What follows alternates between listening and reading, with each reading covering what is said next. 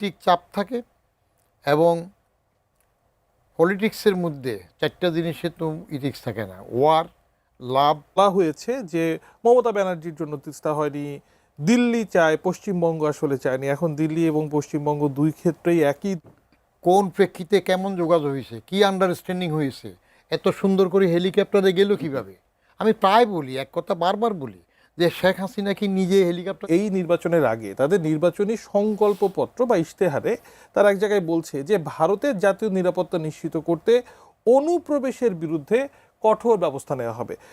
একই সাথে বাংলাদেশের গণমাধ্যমে আজকে একটি সংবাদ প্রচার হয়েছে যে মৌলভীবাজারের কুলাউড়া উপজেলায় মুইরছড়া সীমান্ত দিয়ে 10 ব্যক্তিকে জোরপূর্বক বাংলাদেশে পাঠানোর অভিযোগ পাওয়া গিয়েছে এবং বিজিবির হাতে তাদের হস্তান্তর করা হয়েছে। এছাড়া সীমান্তে 2 জন মারা গেছেন। এই অনুপ্রবেশকারী বলতে বিজিবির পক্ষ থেকে অনেক সময় যেটা বলা হয় বা ভারতের রাজনীতিতে এটা তো একটা ফ্যাক্টর, কারা আসলে এই অনুপ্রবেশকারী? এটা বিজেপি সরকার দিয়ে কেন, আগের সরকার কি এটাতে ছিল না? তারা একই ছিল। আমার এই প্রসঙ্গে নাসিরউদ্দিন হোজ্জার একটা কথা মনে পড়ে। হোজ্জাকে একদিন এক লোক জিজ্ঞেস করতেছে, হোজ্জা তোমার বাড়িতে নাকি ভালো রান্নাবান্না হইতেছে। হোজ্জা তো খুব ইন্টেলিজেন্ট, টের পাইছে যে ও খাতির জমায়ে বাড়িতে যায় খাতা। তো হোজ্জা আশ্চর্যবোধ হয়ে বলল, তাই নাকি? তখন ওই লোক বলতেছে, তাহলে কি তোমার পাশের বাড়িতে? হোজ্জার পরিষ্কার জবাব যে আমার বাড়িতে ভালো রান্না হইলে তাতে তোমার কি, আর পাশের বাড়িতে হইলে তাতে আমার কি? এখানে সরকার বিজেপির আসুক, তৃণমূলে আসুক, যে আসুক, আমাদের জন্য তো তাদের নীতি একই থাকে, চেঞ্জ হয় নাই। অনেকে বলতেছে এখন বিজেপি আসছে, মমতার জন্য তিস্তা স্বাক্ষর করা যায় নাই। I have very much doubt, কারণ ওরা তাদের স্বার্থ এবং তাদের দাদাগিরি যেটা রাখার এটা সবসময় রাখবে। আর এক এক সময় যখন তাদের প্রয়োজন হয় তখন নতুন করে একটা ইস্যু সৃষ্টি করে। যেমন সীমান্তে মারা গেল, আবার 10 জনের কথা বললো, এরা বহু আগে সেখানে গেছে, এগুলাকে পুশব্যাক করে অনুপ্রবেশ করে। এগুলো হইল তাদের নিজস্ব কৌশল। প্রতিবেশী ছোট দেশগুলোর উপর মাতব্বরি করার জন্য বড়দের দাদাগিরির যে একটা টেকনিক থাকে, সেটা তারা চালিয়ে যাবে। কিন্তু সেই কৌশলে তো একটা প্রভাব তো পড়ে নিশ্চয়ই। বাংলাদেশ ফ্যাক্টর বলে তো একটা ফ্যাক্টর কাজ করে তো পশ্চিমবঙ্গের স্থানীয় রাজনীতিতে, সেটা কি জাতীয় নির্বাচন কেউ প্রভাবিত করেন না? কাদের জাতীয় নির্বাচন? দুই পক্ষেই, দুই পক্ষের। তাদের জাতীয় নির্বাচন আমাদের জন্য প্রভাবিত হয় না। এগুলো জাতীয় রাজনীতি, জাতীয় রাজনীতিও প্রভাবিত হয় না। এগুলো আমাদের লোকজনরা নিজেদের সুবিধার জন্য, মনে করেন আগে ওই ডোনার বলা হইতো, যারা আমাদেরকে সাহায্য করে ডোনার। পরে বলে যে ডোনার শুনতে একটু অসম্মানজনক মনে হয়, তখন বলে ডেভেলপমেন্ট পার্টনার, উন্নয়ন সহযোগী। হ্যাঁ, এইসব সহযোগী বলে। আচ্ছা, ট্রাম্পের সাথে চুক্তি করলে আপনি কই হাতি কই মশা, সেখানে তার মতো সে নিয়ে, এইগুলো গালভরা কথাবার্তা, skin saving, lofty high sounding words হয় আর কি। ওরা ওদেরটাতে কড়া থাকে, এবং বিশেষ করে ভারতীয় দেশপ্রেম এবং তাদের যে নিজস্বত্ব, সেটা যে কঠিন আছে, সেটা তো আমাদের মধ্যে নাই। আমাদের গরিব হইলেও ধরেন কত দামি গাড়ি চড়ে, কিন্তু তারা কি ওইরকম করে নাকি? তো সেগুলো অনেকগুলো মিলালে দেখবেন যে তাদের হিসাব আলাদা। এখন হাসিনা যখন বলছে যে মনে রাখবে কি দেই নেই, তো এইটা মনে রাখা সবার সময় মনে হবে। আপনার প্রণব সাহেব আসছে, তখন হরতাল ছিল বা নিরাপত্তা ছিল না বলে বেগম খালেদা জিয়া দেখা করে নাই, সেটার জন্য পরে কি ঘটলো? তাদের দলীয়ভাবে একটা প্রভাব থাকে সবার, ওরা এটা করবে। এখানে বেশি আশাবাদী হওয়ার কিছু নাই, তাদের পলিসি যেটা আছে ওরকমই থাকবে, আমার যেটা বিশ্বাস আর কি। মানে মনে হয় একেবারে বক্তব্য আপনার পরিষ্কার। ডক্টর মঞ্জু চৌধুরী, আপনি বদিউর রহমানকে যখন শুনছিলেন, কথা প্রসঙ্গে আসলো যে তিস্তার একটা ব্যাপার। আমরা দীর্ঘদিন ধরে বাংলাদেশে একটা পারসেপশন ছিল বা এটা বলা হয়েছে যে মমতা ব্যানার্জির জন্য তিস্তা হয়নি, দিল্লি চায়, পশ্চিমবঙ্গ আসলে চায়নি। এখন দিল্লি এবং পশ্চিমবঙ্গ দুই ক্ষেত্রেই একই দল। তিস্তা নিয়ে তাহলে কি ভারতের যে চিন্তাভাবনা, সেটাতে কি কোনো শিফট? বদিউর রহমান বলছেন যে না, সেটা আসলে নতুন করে হওয়ার কিছু নেই। আপনিও কি একইভাবে বিশ্লেষণ করবেন কিনা? শুধু তিস্তা কেন, আপনার যে গঙ্গা চুক্তি যেটা এক্সপায়ার করে যাবে এই ডিসেম্বরে এবছরই, সেটাও কি আপনি নিশ্চিত যে রিনিউয়াল হবে? আর অভিন্ন নদী আছে 53টা, কটা অনেকগুলো, 54টা নদী আছে 54টা, হ্যাঁ। অ্যাকচুয়ালি ভারতের এই নদীর বিষয়ে ভারত একটা অবিশ্বস্ত বন্ধু। আপনার এরা আলোচনা করে কিন্তু কাজ করে না, এবং পানিকে তারা জিও পলিটিক্যাল উইপন হিসেবে ইউজ করে। আপনি দেখবেন যে বাংলাদেশে যে নদীগুলি ঢুকছে, ট্রান্স বাউন্ডারি রিভারগুলি ওদের আপস্ট্রিমে, ওদের অংশে, সেখানে কিন্তু নানাবিধ আছে, আপনার ড্যাম আছে, ব্যারাজ আছে, আপনার অন্যান্য হাইড্রোলিক স্ট্রাকচার আছে। এগুলি একেবারে আপনার একটা মালার মতো করে রাখছে। যখন পানি আমাদের সবচেয়ে বেশি দরকার ড্রাই সিজনে, সেই সময় কিন্তু ওরা পানি কমায় দেয়। আর ওই সময় তো ন্যাচারালি পানি কম থাকে। আপনার যত পানি আসে এই বাংলাদেশে, আপনার ড্রাই সিজনে আসে 10 ভাগের 1 ভাগ, বাকিটা আসে বর্ষাকালে 10 ভাগের 9 ভাগ। ওই 10 ভাগের 1 ভাগ যে আসে সেটাকেও ওরা নিয়ে রেখে দেয় যতদূর পারে। আবার যখন বর্ষাকালে যখন ব্যাপক বৃষ্টিপাত হয়, সে সময় তারা তাদের ড্যাম ট্যাম ছেড়ে দেয়। যার কারণে আমরা উজানে অনেক আকস্মিক বন্যা হওয়ার অন্যতম প্রধান কারণ হচ্ছে যে আপস্ট্রিমের ড্যামগুলি ছেড়ে দেয় পানি, যেমন আপনার তেস্তায় ছেড়ে দেয়, সিকিমে, তারপরে সব নদীতেই তারা ছেড়ে গত দেয়। বছর ঘটলো না সব আমাদের ফেনী ওই অঞ্চল ফেনীতে হঠাৎ করে চলে হঠাৎ আসলো। করে চলে এই যে আসলো। পানির একটা যে রাজনীতি, সেটা যেটার কথা বলছিলেন, সেখানেও একটু আসতে চাই। মানে প্রধানমন্ত্রী পররাষ্ট্র বিষয়ক উপদেষ্টা হুমায়ুন কবির তিনি আজকে বলছেন যে ভারত ও চীনের মধ্যে কোনো ফুটবল বাংলাদেশ হবে না, বরঞ্চ রেফারি হতে পারে। এবং চীনের প্রসঙ্গতে আপনার নিশ্চয় মনে আছে পররাষ্ট্রমন্ত্রী ডক্টর খলিলুর রহমান তিনি যখন চীন সফরে যান, তিনি বলছেন যে চীনে অবশ্যই তিস্তা প্রসঙ্গটি আসবে। আপনি জানেন 2011 সাল থেকে তিস্তা নিয়ে বহু রকমের কথা হয়েছে, শেষ পর্যন্ত চীনমুখী হতে যাচ্ছে তিস্তা মহাপরিকল্পনা নিয়ে। আরও 54টা নদীর কথা বলছিলেন। তাহলে ভারতের সাথে বাংলাদেশের এই পানি রাজনীতির একেবারে এই উষা লগ্নকে দেখছেন নতুন পর্বে? না, ভারতের ধরেন যে পশ্চিম বাংলার সরকার চেঞ্জ হয়েছে, আসামে তো সেম সরকারই আছে, তারপরে আপনার মেঘালয়, ত্রিপুরা সেম। এবং ভারতের যে বাংলাদেশের সাথে যে পানি নীতিটা, পানি কূটনীতি, সেই কূটনীতির প্রধান হচ্ছে যে বাংলাদেশ জন্য পানির জন্য ভারতের উপরে নির্ভরশীল থাকে। এটাই হচ্ছে মূল কথা। আপনি দেখেন যে গঙ্গা চুক্তি, যেটা গঙ্গা চুক্তি, তারপরে গঙ্গা ব্যারেজ বলে একটা প্ল্যান করা হয়েছিল, সেটাকে রাজবাড়ির পাংশার দিকে, ওইটা যদি কার্যকরী হয়, ওটা যদি তৈরি করা যায়, তাহলে কিন্তু ওই সাউথ ওয়েস্টের যে নদীগুলি বেঁচে যাবে। অর্থাৎ পানি সেখানে পানি ধরে রাখতে পারবে, ব্যারাজ করে ধরে ওই পানি কিন্তু ওইসব নদী দিয়ে গ্রীষ্মকালে যখন ড্রাই সিজন, সে সময় ছাড়লে আপনার স্যালানিটিও এনক্রোচ করতে পারবে না, তারপরে আপনার বায়োডাইভার্সিটি মেনটেন হবে, নদীগুলি বাঁচবে, একটা ভারসাম্য, ইকোলজিক্যাল ভারসাম্য ফিরে আসবে। কিন্তু ওইটা কিন্তু করতে দেওয়া হয় নাই। শেখ হাসিনার আমলে ভারত সেখানে নানাবিধ বাধার সৃষ্টি করছে। অর্থাৎ আমরা যেন পানির জন্য এই ভারতের উপর নির্ভরশীল থাকি, তিস্তাতে তারা নানাবিধ বাধা দেয়, বলে শিলিগুড়ি করিডোরের কাছে এখানে চাইনিজ যদি কাজ করে আমাদের নিরাপত্তাহীনতা হতে পারে। কিন্তু একটাবার তারা বলে না যে গজলডোবা বাঁধে, জলপাইগুড়িতে গজলডোবা বাঁধে 100% পানি কিন্তু তারা ওই মহানন্দা নদীতে নিয়ে যায় ক্যানেল করে। যে পানিটুকু আসে সেটা আপনার ওই যে বেসাল যে এটা মানে এই নদীর তলদেশ থেকে যেটুকু পানি উঠে সেই পানিটুকুই আসে। অ্যাকচুয়ালি 500, 700, 1000 কিউসেকের মতো পানি আসে কোনো কোনো সময়। অর্থাৎ তিস্তায় আমাদের যেটা করতে হবে, আমাদেরকে পানি ধরে রাখতে হবে। We have to store the water. আপনার আমাদের ছোট ছোট যেসব নদী আছে, সেই নদীগুলিকে দুই দিকে বাঁধ উঁচা করে এবং রেগুলেটর কিংবা স্লুইস গেট করে ওইখানে যদি আপনার পানি ধরে রাখেন, সেই পানি কিন্তু আপনার এই গ্রীষ্মকালে ইউজ করতে পারবেন। আমাদের যে খাল কাটার যে প্রোগ্রাম, আমি মনে করি কি খাল কাটা না, শুধু খাল সংস্কার। অনেক খালকে বা অনেক নদীকে এইভাবে যদি আমরা স্টোর করে রাখি, তাহলে ভারতের উপরে পানির জন্য আমাদের আর নির্ভর করতে হবে না। ঠিক এই প্রসঙ্গেই আসতে চাই বদিউর রহমান, যে ভারতের উপরে পানির এই নির্ভরতা কমানোর ক্ষেত্রে তাহলে তো আমাকে কারো না কারো সাহায্য সহযোগিতা নিতে হচ্ছে বর্তমান প্রেক্ষাপটে। সেটা যদি চীন হয়, তাহলে তো আবার আরেক ধরনের ভূ রাজনৈতিক বাস্তবতার ভিতরেও বাংলাদেশ পড়ে যাচ্ছে। চীন মার্কিন সম্পর্ক, ভারত, মানে এই যে সমীকরণ, সেটা আসলে বাংলাদেশের মতো বর্তমান বাস্তবতার কথা কেন বললাম সেটাতেও আসবো, কতটুকু সম্ভব আপনি দেখছেন? বাংলাদেশের যে অবস্থান, গ্লোবাল অবস্থানের মধ্যে, এটা তো লুক্রেটিভ সবার জন্য।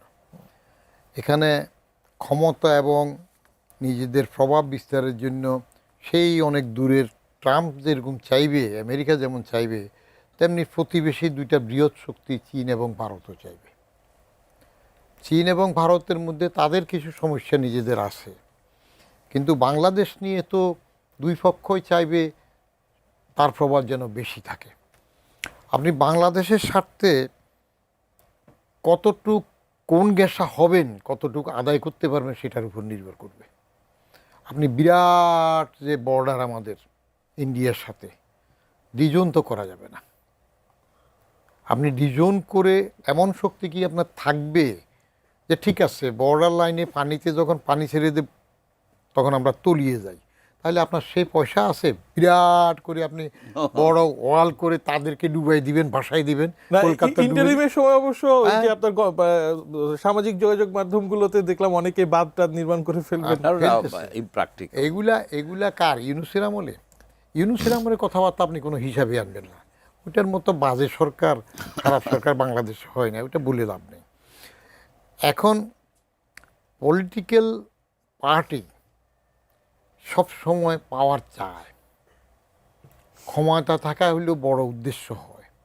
তো ক্ষমতা থাকা যেখানে সবসময় বড় উদ্দেশ্য হয়, তখন তার অনেক কূটকৌশল থাকে, যেটাকে আমরা ডিপ্লোমেসি বলি বা কূটনীতি বলি। কূটকৌশলের মধ্যে বড় শক্তির কাছে পারতে না গেলে কোনো রকমে আপোষ করে টিকে থাকতে চায়, যেমন হাসিনা করেছে।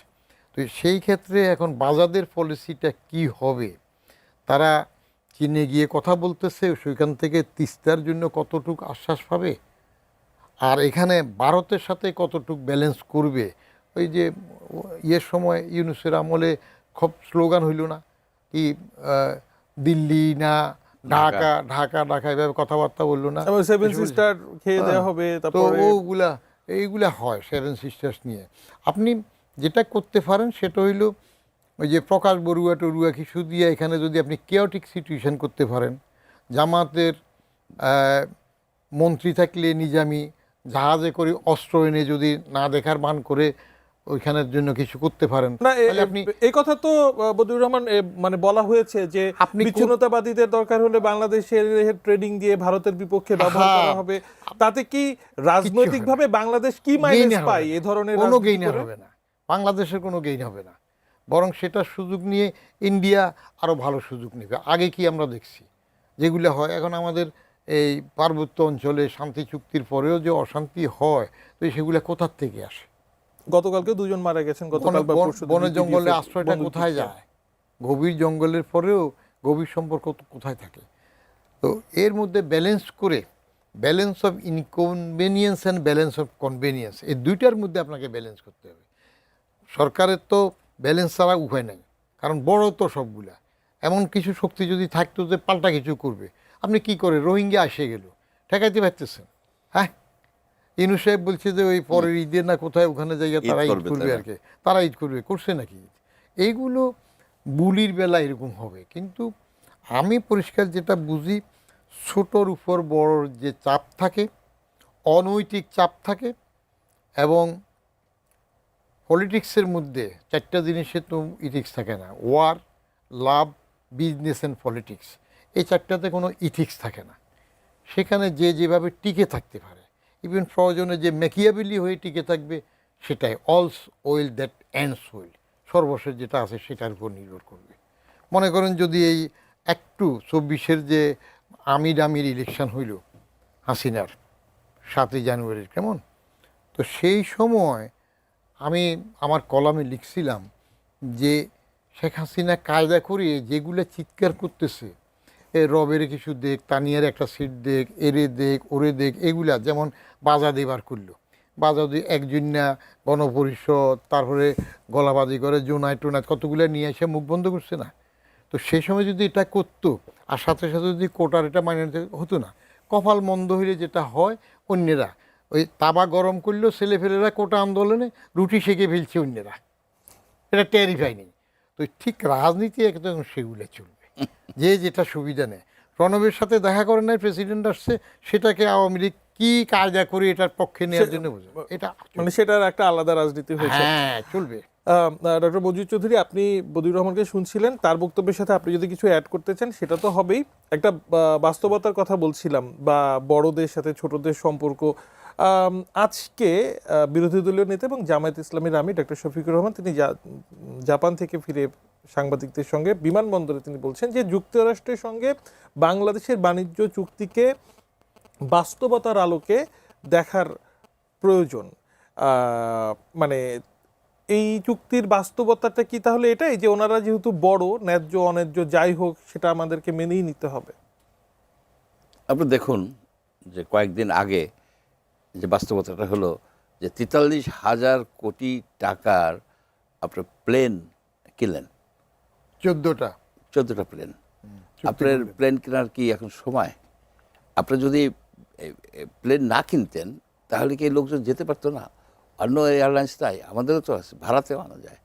আপনি এই 43,000 কোটি টাকা, যেটা পদ্মা ব্রিজের থেকেও অনেক বেশি খরচ, সেটাকে তো অন্য জায়গায় ইউজ করতে পারতেন।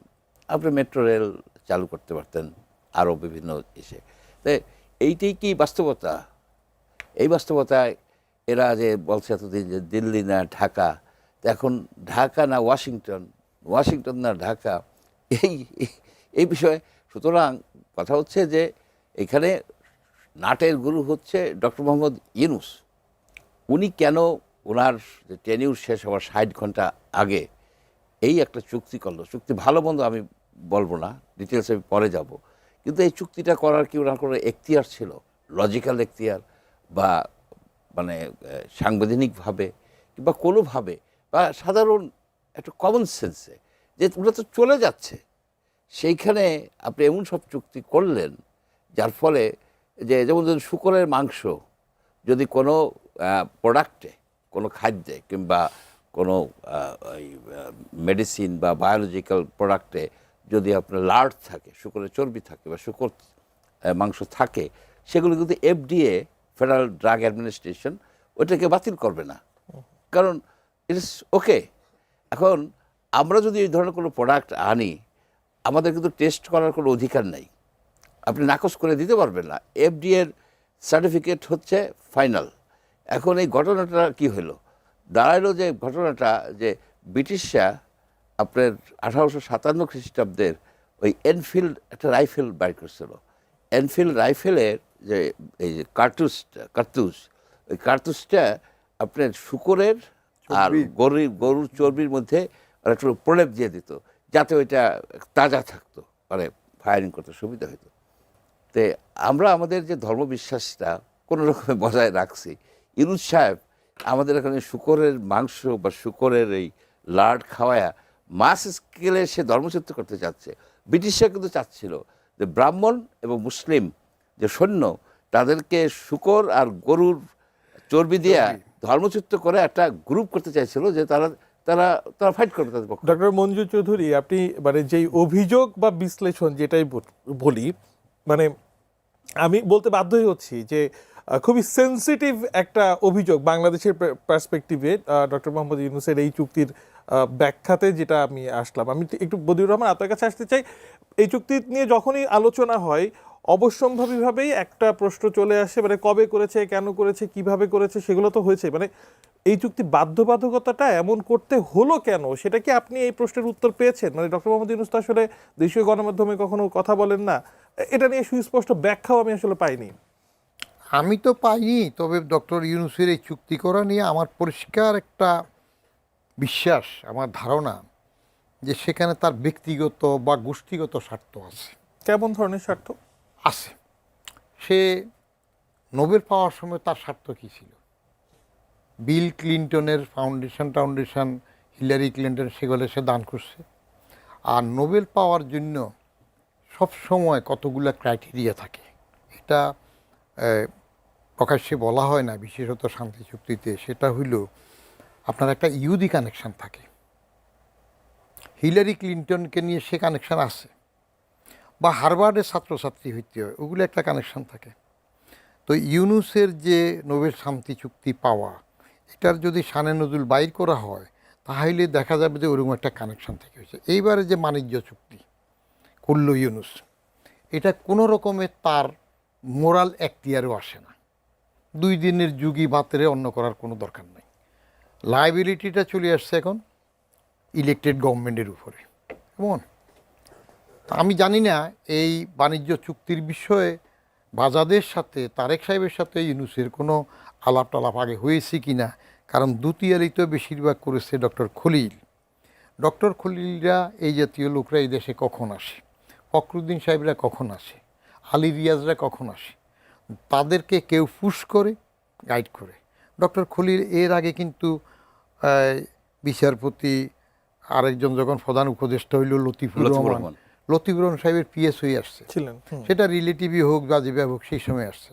ফরেন সার্ভিসের ফার্স্ট বয় ছিল 76-এর পরীক্ষা, কিন্তু বাংলাদেশে তো বেশি দিন থাকে না, বাইরে চলে গেছে।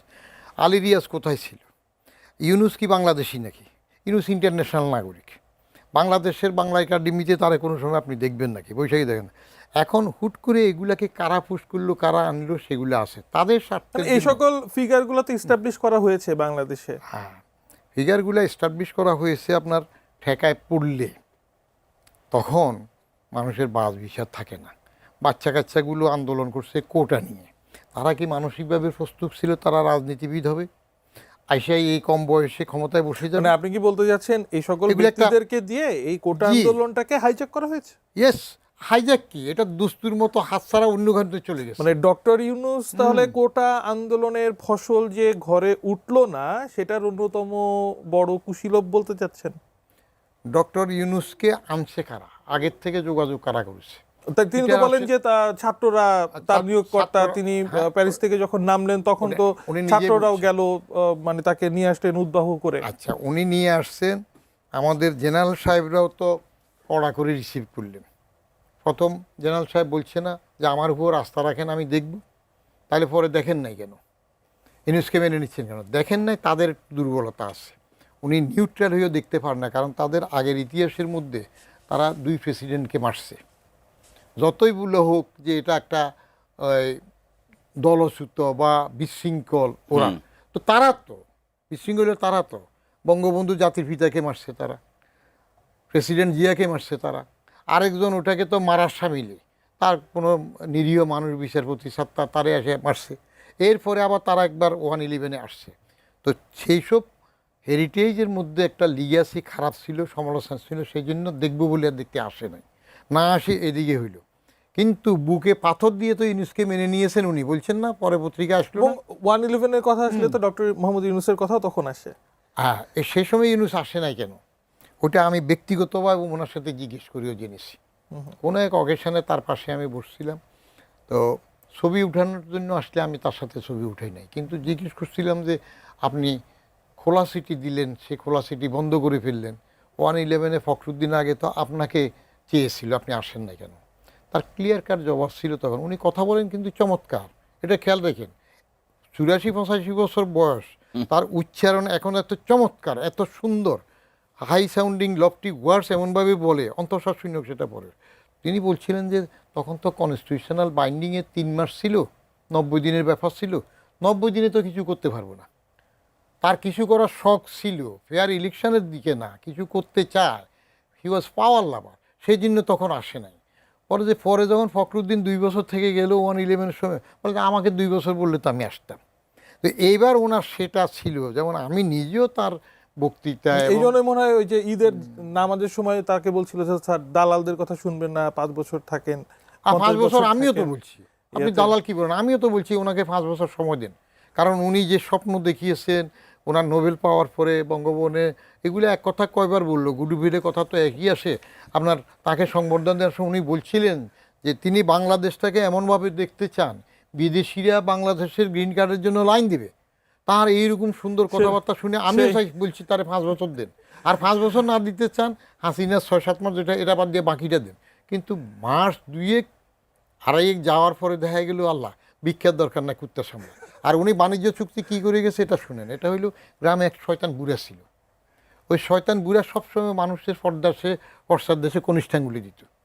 তো হে যখন মরে যাবে তখন সে বললো যে আচ্ছা মরার পরে তো এগুলো করতে পারবো না। সে ছেলে ফেলের একটা ওসিয়ত করলো, দেখ বহুত তো খারাপ কাজ করছি, মরার পরে আমার কবর টবর দিস না, ওই 3 মাথার রাস্তার মধ্যে আমার পাশা দিয়ে চুল ঢুকাই দিয়ে আমার ঝুলাই রাখিস, তাহলে আমার একটা ফায়ার শিখতে হবে, মানুষ বলবো যে সে অন্তত মরার পরে নিজের ভুল বুঝতে পারছে। তো ছেলেরা ওসিয়ত পালন করছে, পুলিশ এসে ছেলেদের বান্ধা লই যায়, গ্রামের বান্ধা লই যায়, এটা কি করলি? তো ইউনুসে তো এইসব করে সেগুলো করে গেছে। আরেকটা নোবেল পাইতে চাইতেছে কিনা আল্লাহ মালুম। আর একটা নোবেল মানে প্রাপ্তিতে আসলে কত দিন অপেক্ষা করতে হয় সেটার জন্য মনে হয় আমাদের একটু অপেক্ষা করতে হবে। একজন দর্শককে অনেকক্ষণ অপেক্ষা করিয়ে রেখেছি। দর্শক আসসালামু আলাইকুম, আপনার পরিচয় দিয়ে প্রশ্ন করুন। আসসালামু আলাইকুম। ওয়ালাইকুম সালাম, প্রশ্ন করুন। আমি মুক্তার আলী বগুড়া থেকে বলছিলাম। জি বলুন। আমি আজ স্যারের কাছে আমার হলো বদি হলো স্যার, স্যারের কাছে আমার একটা জিজ্ঞাসা আর কি, প্রশ্নটা জিজ্ঞাসা। আমার জিজ্ঞাসাটা হলো কি, এই যে আপনার হলো 5 তারিখের পরে এই যে এনএস সরকারের জামাত এবং হলো এনসিপি এরা ভারতকে নিয়ে এত গরম গরম কথা বললো, এত পক্ষে বিপক্ষে কথা বলার কারণ হচ্ছে কি শেখ হাসিনাকে ওই দেশে স্থান দেওয়ার কারণে। আচ্ছা, একটা দলকে একটা ব্যক্তিকে যদি একটা দেশে স্থান দেওয়ার কারণে একটা দেশের সাথে লড়াই করাটা কি আমাদেরকে ঠিক হয়েছে কি না, এটা একটা প্রশ্ন। আর একটা প্রশ্ন হলো, ভারত আমাদেরকে সুনজরে বর্তমান ভবিষ্যতে দেখবে কিনা, আর ভারতের সাথে আমরা ফাঁদে পাও দেবো না দেবো না, বা পাও আমাদের পাওটা ফাঁদে দেওয়ার জন্য পুরো দল চেষ্টা করতেছে কিনা, এটা আমার জিজ্ঞাসা। অসংখ্য ধন্যবাদ মুক্তার আলী আপনাকে আপনার প্রশ্নের জন্য। আপনার এই প্রশ্নের উত্তর নিয়ে আরো একজন দর্শক টেলিফোনে আসলে যুক্ত আছেন, তার প্রশ্নটি তাহলে শুনে নিই। আসসালামু আলাইকুম দর্শক, আপনার পরিচয় দিয়ে প্রশ্ন করুন। আমি পিন্টু দুয়ারি পটুয়াখালী থেকে বলছি। জি বলুন। আমার প্রশ্নটা হচ্ছে, নির্বাচন আসলেই তিস্তা ইস্যুকে কেন্দ্র করে সরকারের পরিবর্তন হয়, ঠিক আছে, কিন্তু হাওরের মানুষের কোনো ভাগ্যের পরিবর্তন হচ্ছে না। বর্ষাকাল আসলেই তাদের ফসল বর্ষার পানিতে ভেসে যায়। তো এর স্থায়ী সমাধানের উপায় কি? এটাই হচ্ছে প্রশ্ন দুজন অতিথির কাছে। ধন্যবাদ। অসংখ্য ধন্যবাদ বদিউর রহমান, আপনি বিশ্লেষণ করছিলেন, একজন দর্শকের প্রশ্ন ছিল। আপনার কাছ থেকে এই প্রশ্নের উত্তর শুনে আমি ডক্টর মঞ্জুর চৌধুরীর কাছে যাব। দর্শক বলছেন যে শেখ হাসিনার ভারতে আশ্রয় নেওয়া, তার পরবর্তীতে অন্তর্বর্তীকালীন সরকারের সময়কার বিভিন্ন মন্তব্য ভারতের সাথে আমাদের যে সম্পর্ক সেটা কিছুটা বিঘ্ন করেছে কিনা, ভারতের সাথে নজরের একটা প্রসঙ্গ আসে, সুনজরেও এখন থাকা যাবে কিনা, বা সেটা নিয়ে আসলে পরবর্তীতে বাংলাদেশের রাজনীতি কোন দিকে যাবে, তিনি এই ব্যাখ্যাটা জানতে চাচ্ছিলেন। এখন কি অবস্থা দাঁড়াচ্ছে? মুক্তার আলী সাহেব বগুড়া থেকে। হাসিনার ভারতে যে অবস্থান, হাসিনা নিজে বলছিল যে শেখ হাসিনা পালায় না, পরে যখন গেলেন সবাই বলল যে পালাইছে শেখ হাসিনা পালাইছে। আমি এটা ডিসএগ্রি করি। হাসিনা পালায় নাই, ওটার উপর আপনি কমিশন করে আসল তথ্য বাহির করেন যে ইন্ডিয়ার সাথে যোগাযোগ করছে কারা, কোন প্রেক্ষিতে কেমন যোগাযোগ হয়েছে, কি আন্ডারস্ট্যান্ডিং হয়েছে, এত সুন্দর করে হেলিকপ্টারে গেল কিভাবে। আমি প্রায় বলি, এক কথা বারবার বলি, যে শেখ হাসিনা কি নিজে হেলিকপ্টার চালাতে পারতো, প্লেন চালাতে পারতো? শেখ হাসিনা কি ইরানের শাহ নিজে প্লেন চালাই চলে গেছে? তো শেখ হাসিনাকে এইভাবে কারা পাঠাই দিল, কেন পাঠাইল? এবং বাইরে তো শোনা যায় শেখ হাসিনা গুজব হোক যেটা হোক বলে যে ঠিক আছে আমারে গোপালগঞ্জে পাঠাই দাও, টুঙ্গিপাড়া পাঠাই দাও, বা থাকুক যেটা ঘটবে। কিন্তু তাকে পাঠাইলো কারা? দেয়ার লাইস বিগ কোশ্চেন। সেটা যদি বাইরে হয় 5 বছর 10 বছর পরে তখন বুঝাবে এই যোগাযোগগুলো কে করছে। আর এখন তাহলে মানে বাংলাদেশ ভারতের যে সম্পর্ক সেটা তাহলে কোন দিকে যাচ্ছে আর কি? ভারত বিরোধিতা এই দেশের রাজনীতির একটা অনুষঙ্গ। যখনই বুঝে যে ভারতের বিরোধিতা করলে একটু ফ্লোর পাওয়া যাবে, সেই সময় বেশি হইহাল্লা করে। কিন্তু যখন দেখে মরতে যায়, চাপ পড়ে যায়, তখন আবার অনেকটা লেজ গুটিয়ে বলতে হয় আর কি, কূটনৈতিক লেজ গুটিয়ে ভারতের কাছে যেতে হয়। তো এখন বাজার সরকার সেটা ওই যে চীন বলেন, আমেরিকা বলেন, সবগুলা মিলিয়ে ভারতকে কোন পজিশন নেবেন যে সবার আগে দেশ, এটা আরও সময় লাগবে বোঝার জন্য সময় লাগবে। অসংখ্য ধন্যবাদ ডক্টর মঞ্জুর চৌধুরী। আপনার কাছে আসতে চাই, পটুয়াখালী থেকে একজন দর্শক প্রশ্ন করেছিলেন যে তিস্তা নিয়ে এত কথা হয়, কিন্তু হাওড়ে প্রতি বছর যেই হড়কা বান বলা হয়, যেটার কারণে প্রচুর ধানের ক্ষতি হয়, এবছরও তার ব্যতিক্রম হয়নি। এই হাওড় পাড়ের মানুষের এটাই কি তাহলে নিয়তি? না, নিয়তি হওয়া উচিত ছিল না, কিন্তু নিয়তির জন্য আমরাও কিছুটা দায়ী।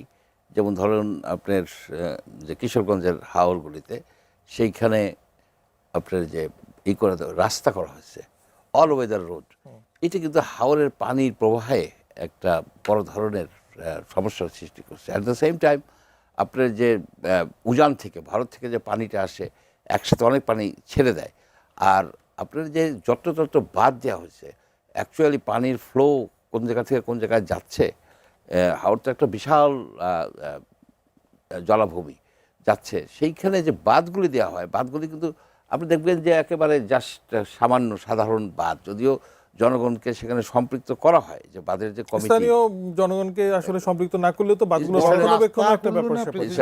হ্যাঁ, প্রেসিডেন্টের তো ওইটা তো খুবই ক্ষতি করে ফেলছে ওটা।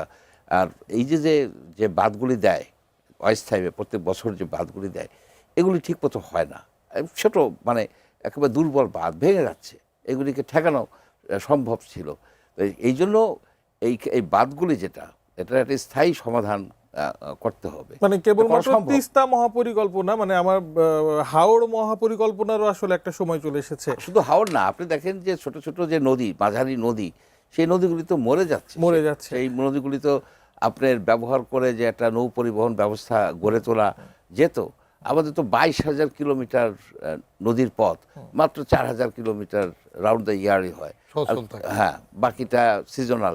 কিন্তু এই নদীগুলি যে পরিবহন ব্যবস্থাকে ধ্বংস করছে প্রথমে ব্রিটিশরা, যখন রেলওয়ে করছে, রেলওয়ে করার ফলে আপনার যে পানির যে প্রবাহটা, স্বাভাবিক স্রোত, সেটা ন্যাচারাল ফ্লোটাকে নষ্ট করছে। বিশেষ করে চলন বিলে অনেক নদী একসময় এসে মিশত, এটা একটা নষ্ট করছে। তারপরে হয়েছে যে আমাদের রোড সিস্টেম, আমরা সম্পূর্ণভাবে একটা নদীমাতৃক দেশে আমরা রোড, রেল এবং সড়ক ভিত্তিক পরিবহন ব্যবস্থা করতে চাই। এটা করাটা ঠিক হয় নাই। এখনও আমাদের সময় আছে, আমরা নদীগুলিকে রিক্লেইম করতে পারি। যেমন দেখেন অনেক নদী আছে যে নদীতে কোনো নৌকা চলতে পারে না। ডক্টর মঞ্জুর চৌধুরী, এই প্রসঙ্গেই আসলো যে সরকারের যে চলমান খাল খনন প্রকল্প, আপনার কি মনে হয় এটা আপনি যেই নদী ব্যবহার করে পরিবহন ব্যবস্থা, সেটাকে কি কোনো সাহায্য করতে পারে কিনা, বা না, সেটা তো নদী আর খালকে, সম্পৃক্ত কিনা? নদী আর খালকে তো আলাদা করে দেখার উপায় নাই। আপনার খাল তো নদীর সাথে সম্পৃক্ত থাকে, নদীতে পানি না থাকলে আপনার খালেও পানি থাকবে না। সুতরাং এইখানে নৌ পরিবহন ব্যবস্থা, মানে এই নদীগুলিকে সচল করার জন্য অনেক নদী আছে। আপনি ইচ্ছে করলে কচুরিপানা উঠে ফেলেন এবং বিআইডব্লিউটি যদি উদ্যোগ নেয়, ছোট ছোট পন্টুন দিয়ে দেয়, তাহলে দেখবেন যে ওই নদীগুলিতে কিন্তু আপনার নৌকা যাওয়া আসা করতেছে। অনেক আসছে, পণ্য আছে যেগুলি ট্রাকে করে নেওয়া খুব কঠিন, যেমন বাঁশ একটা বিশাল ইম্পর্টেন্ট জিনিস বাংলাদেশের অর্থনীতিতে। আপনি যেমন ধরেন মাটির হাঁড়ি পাতিল, অন্তত মানে স্থানীয় পর্যায়ে একেবারে এইগুলি পরিবহনগুলো অনেকটা সহজতর হয়ে যায়। এখন তো আরো হচ্ছে যে আপনার সোলার পাওয়ার নৌকা যদি ইউজ করে, এনভায়রনমেন্ট ফ্রেন্ডলি, এবং মানুষ যাওয়া আসাও করতে পারবে। রাস্তার উপরে চাপ কমায়া নৌ পরিবহন ব্যবস্থাটাকে মাঝারি ছোট নদীগুলিকে ইউজ করে অ্যাটলিস্ট আপনার 10,000 কিলোমিটার নৌপথ সৃষ্টি করা সম্ভব। বদিউর রহমান, আপনার কাছে আসতে চাই। বিভিন্ন প্রসঙ্গে তো আজকে কথা হচ্ছে, অনেক কথা বলা হয়েছে, যেগুলো বলা হয়নি সেগুলো নিয়ে আলোচনা করছি। হামে আজকের যে মৃত্যু সংখ্যা 9 বা 11 জন মারা গেছেন শিশু, সব মিলিয়ে 350-র বেশি শিশু গত কয়েকদিনে বাংলাদেশে হামের উপসর্গ নিয়ে মারা গেছেন।